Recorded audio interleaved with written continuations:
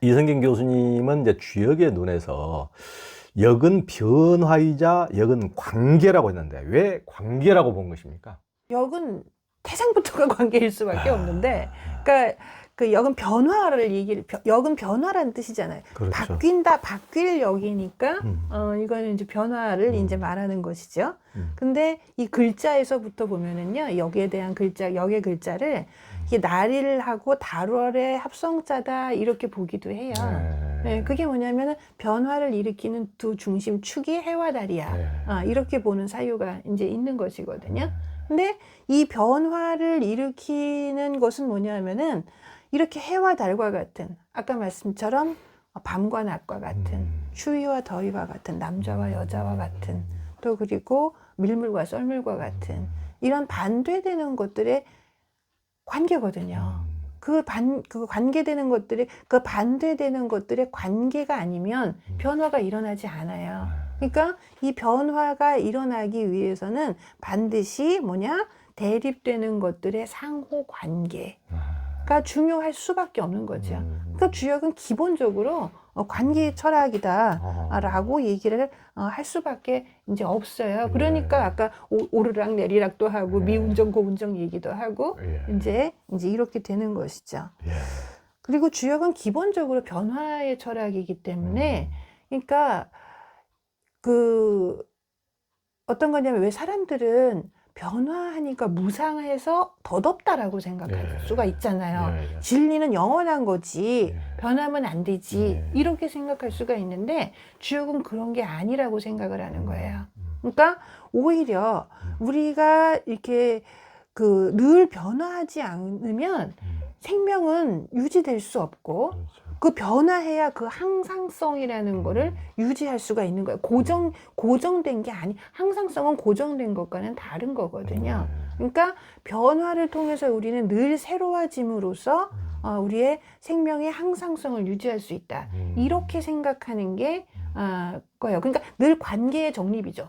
늘 새로운 관계, 순간순간 새로운 관계의 정립이에요. 그래서 주역에서는요, 하늘 아래 모든 것은 헛되고도 헛되도다 이렇게 얘기하는 게 아니고, 하늘 아래 모든 것은 새롭고도 새롭도다예요. 늘 굉장히 다르죠. 그렇죠. 그러니까 우리는 나밖에 모르는 사람을 이제 독불장군이라고 그러는데, 그것은 진실하고 그런 거리가 먼 거죠. 너가 없이 내가 있을 수가 없는 것이고, 다 상대적인 거고, 또 낮이 없이 밤이 있을 수가 없는 거고, 밤이 있기 때문에 낮이 있고, 어둠이 있기 때문에 빛이 있는 거고, 그렇습니다. 모든 게 이제 상대적이고 서로 이제 관계가 있는 거죠. 이렇게 계속 싸우기만 내밀 수만 이렇게 끌어당겨야 또 내밀 수도 있는 것이지, 또 쉬어야 또 일할 수가 있는 것이고, 일을 하면서 또 휴식이 있는 것이고, 이게 다 이게 관계 속에서 있는 삶은 것이죠. 관계의 정립이다. 그렇죠. 뭐 이렇게 그렇죠. 얘기할 수 있을 그러니까 것 같아요. 변화가 그 관계고, 음양이 관계고. 그리고 이제 이성균 교수님은 주역의 핵심을 생생정신, 즉 생명을 살리는 데 있다는 것을 굉장히 이제 주역의 눈에서 강조를 하셨는데, 왜 주역의 핵심이 생명을 살리는 것, 생명 살림이라고 하신 겁니까? 주역은 처음에 보면은 아예 그렇게 써 있습니다. 하늘과 땅의 큰 성질, 큰 덕은 생이다, 살리는 거다. 이렇게 나와 있기도 하고요. 생생하는 거를 역이라고 한다. 역의 정의 자체가 생생이다. 이렇게 아예 주역에 이제 써 있습니다. 근데 금방 말씀드린 바와 같이 이제 그 생생은 어떻게 되냐면 음과 양이라는 그런 상반된 그 성질을 통해서 이제 이렇게 이제 생생을 이제 하게 되는 것이고, 그런 것들을 옛날 사람들은 그렇게 자연의 이제 그러니까 봄, 여름, 가을, 겨울인데 돌아가는 이제 그런 자연의 이제 변화를 보고, 그리고 음양의 상반적인 작용을 뭐라고 말했냐면은 그 어질인이라고, 그걸 어질인이라고 얘기를 하고, 그 어질인을 더 풀어서 뭐라고 했냐면은 호생지덕, 살리기를 좋아하는 성질, 살리기를 좋아하는 마음, 이런 것이라고 그렇게 이제 이야기를 했어요. 그래서 인이라는 것이 우리가 이제 생각하기에는 공자의 정신 인 이렇게 얘기하잖아요. 그리고 보통은 어떻게 생각하냐면 인이라는 것은 두 사람 사이의 관계, 뭐 사회적인 윤리, 뭐 이렇게 생각을 하는데 주역에 있어서 이제 인이라고 하는 것은 그러한 차원을 넘어가는 거죠. 그래서 인이라는 것은 뭐냐면 생명의 뜻이에요. 생명의 핵. 이런 의미를 지니고 있습니다. 그래서 이제 우리가 이제 그 식물의 씨앗을 인이라고 그렇죠. 하는 거죠. 그러니까 복숭아 씨앗을 도인 이렇게 말하고, 그렇죠. 이제 살구씨를 행인 이제 이렇게 말하는 것이 그 왜 씨앗을 갖다가 인이라고 하냐면 생명의 그게 이제 핵이잖아요. 이제 그러니까 그것의 인이 가지고 있는 그런 생명성을 이제 이야기를 이제 하는 거죠. 그래서 뭐 한의학에서도 그렇게 말하지 않습니까? 수족이 마비된 거를 문자 써서 뭐라면 불인하다, 어질지 못하다. 이게 도덕적으로 나쁘다는 뜻이 아니라 생명성이 마비됐다라는 뜻으로 이제 불인하다 이렇게 얘기를 하는데 그 되게 재밌는 게요. 그 우리나라 이제 그 중국 역사서에서 동의에 대한 거를 이야기를 하는데 그러니까 이건 후한서 동의열전에 나오는 말이에요. 후한서 동의열전에 나오는 말인데 그러니까 벌써 기원 후죠. 기원 후 5세기 뭐 이제 이렇게 갈 때의 기억인데 거기 동의에 대해서 뭐라고 범협이라는 사람이 써놨냐면은 그러니까 동의라는 것은 우리는 왜 이렇게 중화주의에 입각해서 동의는 동쪽으로 이렇게 얘기를 하잖아요. 거기 그렇게 쓰지 않았어요. 동방 사람인데 동의라는 것은 나무 뿌리 젖자, 나무 뿌리다 이렇게 얘기하면서 그러면 뭐라고 했냐면은 그것은 그 어지러서 살리기를 좋아하는 것이다. 이렇게 써 있어요. 동의의 의미에 대해서. 그래서 마치 나무가 땅에다가 뿌리 박고 피어나는 것과 같은 이런 의미의 나무 뿌리 저. 이제 이렇게 이제 써놨거든요. 그래서 이제 그런 것들이 그러니까 조금 갑자기 이야기가 튀긴 했습니다만, 이제 그런 이제 동방과 우리 동방의 이제 우리 근데 그 동이라는 것이 그 한국이야 이렇게들 얘기를 하는데 그 우리의 이제 선조들 최치원을 비롯해서 우리의 이제 선조들은 그 동의를 다 우리 선조들의 기록이라고 그렇게 이해를 했어요. 이제 그러면서 이제 거기 후한서에 나와 있는 그런 동의와 어지린, 그러니까 생명을 살리기를 좋아하는 그런 정신을 지닌, 이제 뭐라고 해야 될까? 족속이라고 해야 하나요? 동의를. 그런 구절을 아주 소중하게 가지고 와서 역사적으로 많은 사람들이 인용을 하는 걸 볼 수가 있습니다. 인의 민족이다 이거죠. 말하자면. 그렇죠. 생명의 민족, 생명 살림의 민족. 이런 식으로. 그러니까 공자님도 나중에 구이에서 살고 싶다. 그러니까 정말 인이 행해지는 공자사상의 핵심인 인이 행해지는 그쪽에서 가서 살고 싶다는 소망을 밝혔을 정도로. 그러니까 이제 공자의 이게 모든 사상의 핵심을 한자로 줄이자면 이게 인인데 인은 이제 우리가 뭐 한자로는 그냥 어질인자라고 하지만은 이게 인이 뭔지 이렇게 보통 이렇게 딱 와닿지가 보통 않거든요. 실은 뭐 기독교 서상도 그 사랑이라고 그러지만 사랑이란 말도 너무 일반적으로 오염이 많이 돼 있기 때문에 사랑하면서 전부 다 이기적인 사랑, 지 욕망을 실현하기 위해서 내가 쟁취하는 것을 사랑이라고 그러지 정말 예수님이 말하는 사랑은 진짜 하늘에서 이루어진 것을 땅에서 이루어지기 위해서 공의를 위한 내 개인은 뭔가를 위한 그런 게 아니고 정말 세상의 공의를 위한 그런 사랑을 말씀하신 건데 우리 사랑이란 말도 굉장히 오염된 언어로 이제 받아들이기 쉽사인데 인도 어떻게 이게 딱 와닿지가 않는데 지금 주역의 눈에서 굉장히 인을 쉽게 설명해 주는 이게 사람을 살리는 게 진짜 어진 거고 진짜 자비로운 거고 진짜 사랑이라는 거 사람을 살리는 거 그러니까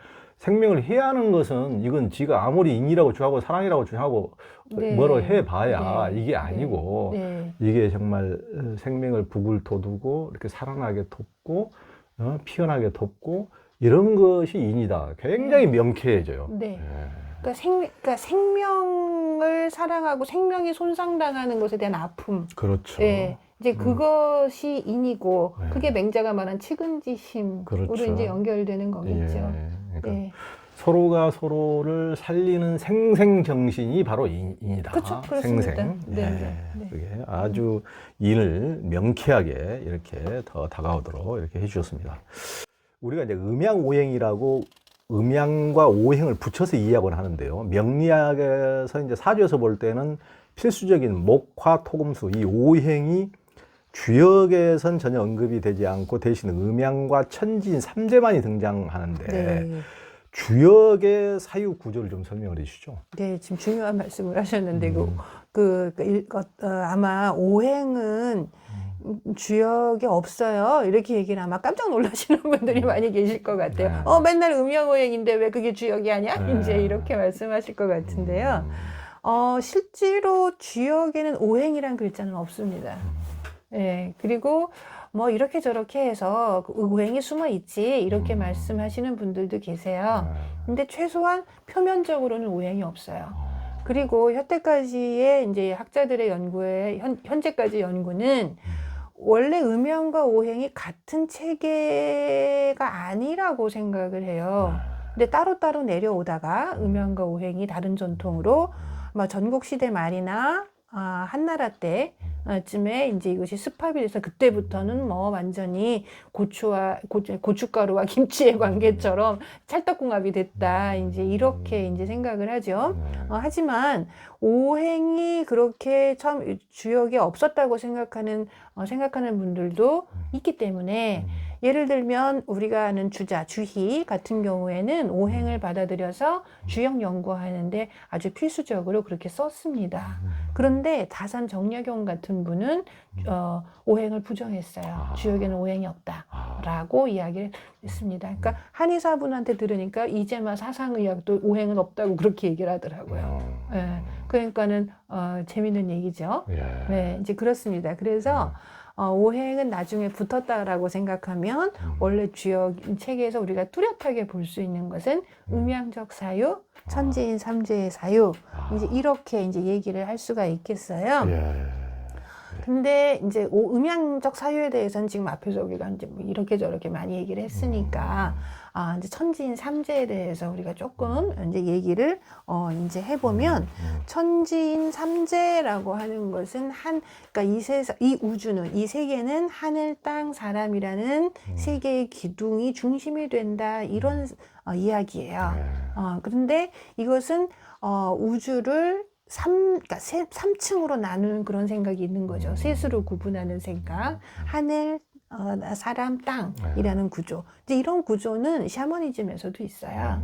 그러니까 천상계, 지상계, 뭐 지하계, 이렇게 이제 생각하는 이제 이런 구조들이 있죠. 그리고 이제 그 나무가 그 세계를 쭉 관통해서 올라간다. 이제 이런 생각을 가지고 있죠. 그래서 우주나무라고 하죠. 이제 그런 거를. 근데 그건 우리 단군 신화에서도 볼 수 있는 게 환웅이 내려온 게 백두산, 신단수 내려오지 않았습니까? 이제 그래서 그것이 이제 우리 민족의 우주나무 거기가 세계의 중심 뭐 이제 이렇게 이제 이야기를 이제 하기도 합니다. 근데 그 주역에서 말하는 천지인 삼재가 샤머니즘과 다른 것은 뭐냐 하면 이것이 인간 존엄 사상이라는 거예요. 그러니까 그러니까 이 세계의 세 기둥이 하늘, 땅, 사람인데, 그러니까 이 세계는 모두가 하늘과 땅이 낳은 것들이지요. 천지는 부모예요. 그리고서는 사람은 자식입니다. 그러니까 일단은 천지 부모가 먼저 계세요. 그런데 거기서 천지 부모의 역할을 대신하고 그거를 완성하는 게 인간이야. 이런 식의 사고방식을 가진 게 천지인 삼재 사상이에요. 그러니까 이것은 인간 존엄 사상, 인간은 특별해 라는 생각을 가진 게 천지인 삼재인데, 그렇지만 이것이 우리가 서구 근대의 휴머니즘과 다른 것은 뭐냐 하면 서구 근대의 휴머니즘은 좀 독불장군이거든요. 그러니까 인간만이 특별하고 다른 자연이나 동물이나 식물이라는 것은 인간과 소통하지 않잖아요. 그러니까 인간이 그것을 이용하고 이제 이렇게 좀 지배할 수 있는 이런 인간의 존엄성을 이야기를 한다면 이건 주역에서 말하는 인간의 존엄함은 그런 게 아니에요. 뭐냐 하면 기본적으로 천지 부모가 다 나왔다 그랬잖아요. 그러니까 이 세상은 인간뿐만이 아니라 식물도 동물도 심지어 돌멩이까지도 다 천지 부모가 낳은 거예요. 근데 촌수가 좀 멀죠. 돌멩이하고 인간은. 하지만 촌수는 뭐라도 멀리는 하나로 연결된 이제 천지 부모의 자식들이라고 생각을 한다는 겁니다. 예. 이제 그러니까 우주적인 연대가 있는 거예요. 예. 근데 우주적인 연대가 있어서 우주적인 연대를 가지고 그럼 인간은 뭘 해야 되냐면은 천지 부모가 낳은 우리의 형제 자매들과 함께 잘 더불어서 살아가는 책임을 지닌 존재가 인간이다. 그래서 특별하다. 예. 이게 주역이 생각하는 예. 천지인 삼재의 예. 이제 그런 이제 인간이라고 이제 이야기를 이제 할 수가 있죠. 예. 근데 제가 이렇게 얘기를 하니까 정말? 누가 이제 그렇게 얘기하는 거야.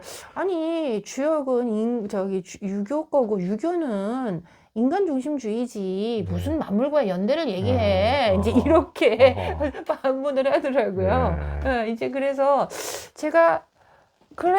내가 그렇지 않다는 걸 보여줄게. 이제 그러고서는 여기다 천지인 삼재를 일부러 한 챕터를 이제 그래서 이제 길게 이제 썼습니다. 근데 그 주역에서 천지인 삼재라는 거는 정말 이제 그런 것이고, 이 천지인 삼재 사상을 잘 드러내는 아주 명문이 있는데, 그게 뭐냐면은 그 북송 시대에 우리가 장횡거, 횡거 장제라고 하죠. 장제라는 기철학자라고 우리가 보통 얘기를 하죠. 이제 그분이 쓴 서명이라고 하는 글이 있어요. 그러니까 서명은 별게 아니라 서쪽 벽에 붙여놓은 좌우명 이런 뜻으로 서명입니다. 근데 그 서명의 본래 명칭은 정완이었어요. 정이라는 거는 이제 그 쪼아서 깨뜨린다는 뜻이고, 완은 완고하다 이런 뜻이에요. 완고한 것을 쪼아서 깨뜨린다. 그러니까 근데 완고하다는 게 뭐가 거냐면은요, 마음이 돌덩어리 같아가지고 남의 아픔에 공감하지 못하는 게 완고한 거예요. 예. 그러니까 사람이 좀 마음이 말랑말랑해야 제가 아프구나도 알고 공감을 하는데 마비된 거예요. 그렇게 딱딱하게 돌덩이처럼 굳은 거가 완고한 건데, 그거를 다 쪼아서 녹여서 녹여낸다. 이런 말이 정완이라는 말인 거예요. 이제 그래서 그 장횡거의 그 서명이라는 건 어떤 내용이냐면은, 그러니까 처음에 뭐라고 생각하면 하늘을 아버지라고 그러고 땅을 어머니라고 하고, 나는 그 사이엔 아주 작은 존재다. 그리고 이 세상에 사람들은 다 나의 형제 자매들이고 만물들은 나와 더불어서 살아가는 것들이다. 이렇게 시작을 해요. 이제 그러면서 만물일체 사상을 대해서 온 우주가 우리가 일가야, 그리고 나의 형제들이야, 이런 걸 얘기하는 게 장횡거의 서명이에요. 그러니까 유학의 어떤 그 혈연주의나 가족 중심주의를 깨부신 거예요. 이거는 좀 획기적인 거죠. 근데 이게 주역의 사고거든요. 네, 그랬더니 우리의 퇴계 선생님께서 퇴계 선생님께서 장제의 서명을 너무 좋아하고, 그 이른바 그 퇴계 선생의 성악 10도라는 책 있잖아요. 거기 두 번째 나오는 첫 번째 그림은 태극도고 두 번째 그림은 서명, 장제의 서명을 갖다 놓으셨어요. 그리고 이거를 선조 임금한테 강의도 했어요. 서명이 얼마나 중요한가에 대해서. 근데 그렇게 얘기를 하면서 퇴계는 아주 자상한 설명을 거기다가 붙였는데, 뭐라 그랬냐면은 이게 만물일체 겸해와 궁극적으로 가면 겸해죠.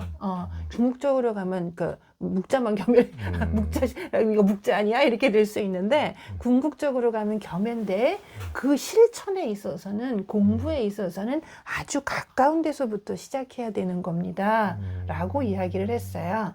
갑자기 하루아침에 우리가 천지 만물을 사랑할 수 있는 게 아니고, 그 실천은 뭐냐면은 아주 내가 있는 이 자리에 나 자신이죠. 처음에는 나 자신. 그리고 나의 가족, 그리고 나의 친구, 가장 내 현실에서 가장 가까이 있는 것에서부터 그 내 마음의 돌덩이를 녹여서 소통을 해나가서 그것을 하나 이렇게 나아갔을 때 이것이 진실로 천지만물과 일체가 되는 그런 경계까지 나아갈 수 있는 것이지, 갑자기 그렇게 천지만물과 일체가 되어서는 안 되는 것이다 라고, 이렇게 하나하나 나아가야 되는 겁니다 라는 그런 의미로 이제 확충의 방법을 말씀을 하셨죠.